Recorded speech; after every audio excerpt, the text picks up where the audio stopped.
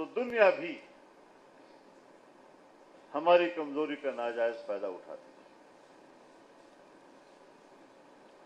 بظاہر تو ہم ایک آزاد قوم ہیں، ہر 14 اگست کو ہم آزادی کا دن بھی مناتے ہیں اور 75 سال سے منا رہے ہیں، لیکن سن 1945 کے جنگ عظیم دوم کے خاتمے کے بعد